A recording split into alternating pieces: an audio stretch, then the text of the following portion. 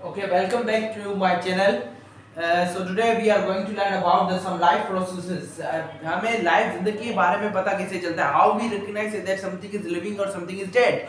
Obviously by the life process एक बच्चा भी बता सकता है कि जो पत्थर है वो नॉन लिविंग है और जो प्लांट है वो लिविंग है. कैसे बता सकता है? Because the plant grows. Plant हम छोटा सा पौधा लगाते हैं तो वो ग्रो करके बड़ा बन जाता है, जबकि एक पत्थर नॉन लिविंग है, ना मूवमेंट करता है, ना हरकत करता है, ना ग्रोथ करता है, ना डेवलपमेंट होती है, कोई लाइफ प्रोसेस नहीं है.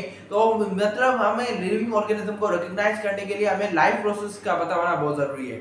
तो there are some 9 life process mentioned in your book. These are number 1 digestion, number 2 respiration, number 3 metabolism. First of all we will discuss the digestion. Digestion क्या होती है? Digestion is the breakdown of the complex food material into the simple particles. Complex food molecule जो होते हैं उसको simple particles में break down कर देने को डाइजेशन कहते हैं.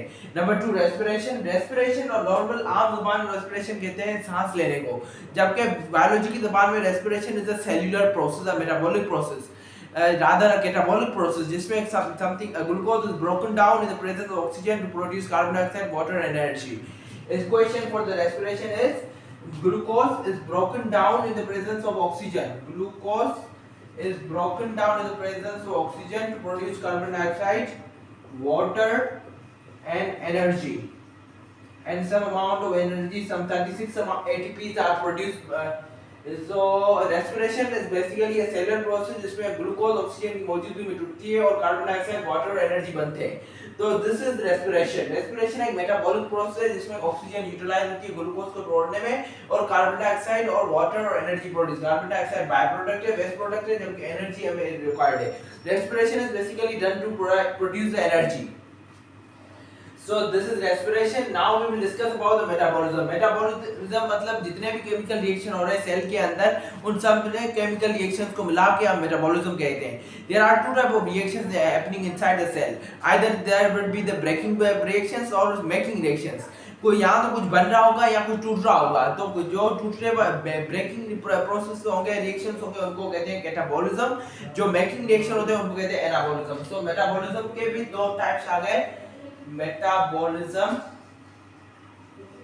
मेटाबॉलिज्म के दो टाइप आ गए, कैटाबॉलिज्म एंड एनाबॉलिज्म.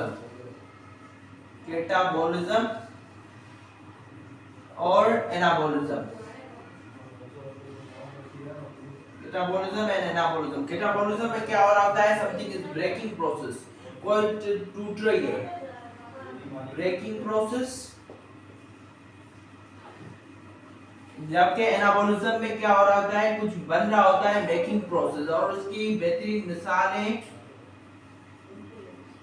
ये हैं कि catabolism, respiration is a catabolic process, जबकि photosynthesis is a anabolic process.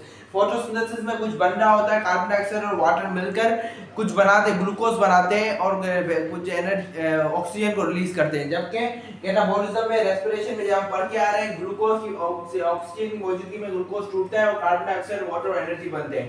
So this respiration is a catabolic process, whereas the photosynthesis is the anabolic process. So collectively the anabolism and catabolism are called the metabolism. तो इन दोनों को मिला के metabolism कहते हैं. Now we will move forward towards our fourth property of the life process. चौथा हमारा life process पढ़ेंगे जिसको हम कहते हैं, चौथा हमारा life process है movement. Respiration, मेटाबॉलिज्म के बाद आ रहा है movement.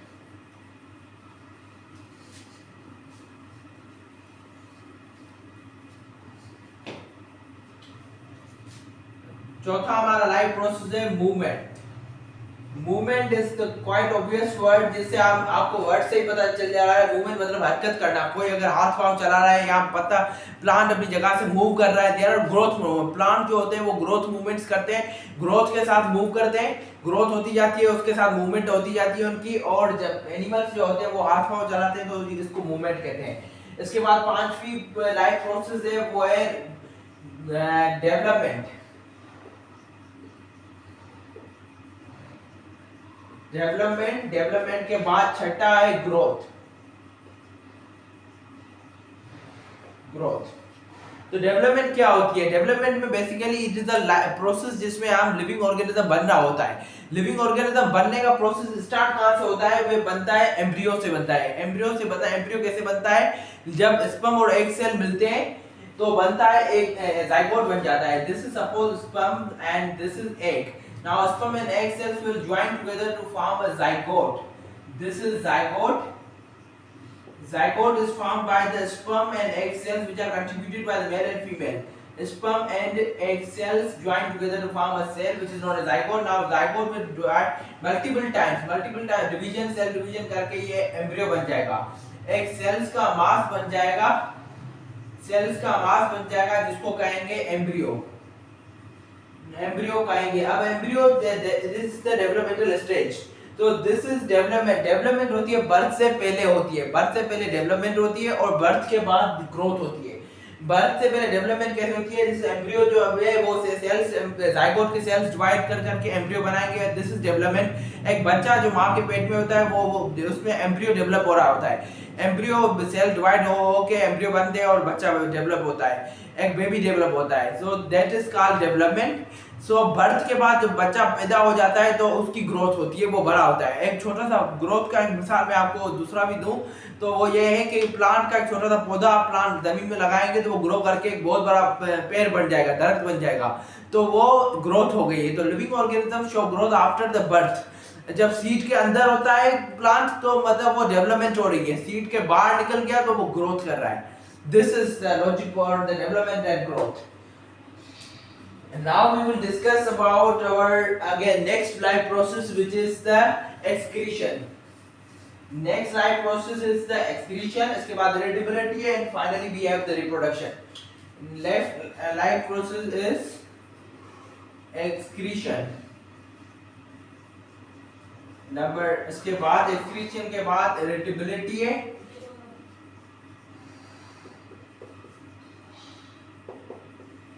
Irritability. Finally we have the reproduction.